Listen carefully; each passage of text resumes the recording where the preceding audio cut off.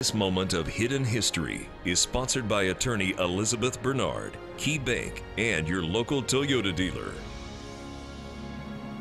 Music has played a big part in shaping Youngstown. Many of the jazz greats have ties to the valley or they've made stops in the heart of Youngstown. Here's 27 First News reporter Tyler Trill. It's a Saturday night at Powers Auditorium in downtown Youngstown, and the Youngstown Symphony Orchestra dedicated the night to the First Lady of Song, or Ella Fitzgerald. Fitzgerald has a Youngstown connection. She got married in Mahoning County in 1947. Fitzgerald also spent time performing in the area. All the greats did.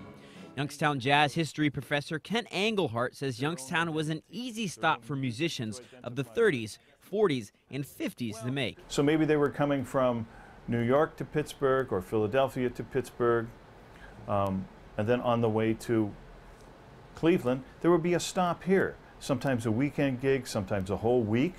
Rick Shale's book, Idora Park, The Last Ride of Summer, shows a photo of a Cab Calloway ticket from the 1930s. Only 99 cents to get in. Charlie Parker, one of the greatest saxophone players of all time, played in Youngstown in 1955. Going out with Charlie Parker.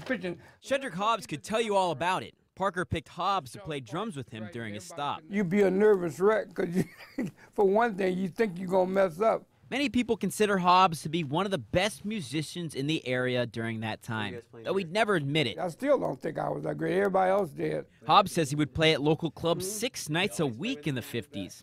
Segregation still existed, and for some black musicians, music may have been the only interaction they had with white people. Everybody was playing. Clubs was all over the place. Only one difference is, only way a black band would could go to a white club is let's see who was playing there. Other than that, you wasn't allowed in there. Jeff Green was meant to perform. He was born into a family of musicians, and Green has seen the impact jazz has on people.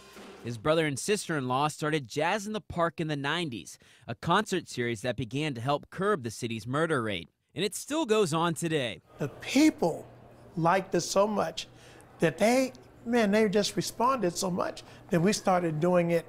We'd go like 4 weeks out the month, and now I just took it last year to 10 weeks. So whether it's Jazz in the Park, stories told through old photos, or a Youngstown Symphony Orchestra performance, the sounds of post-World War II America can still be heard today. For Hidden History, I'm Tyler Trill.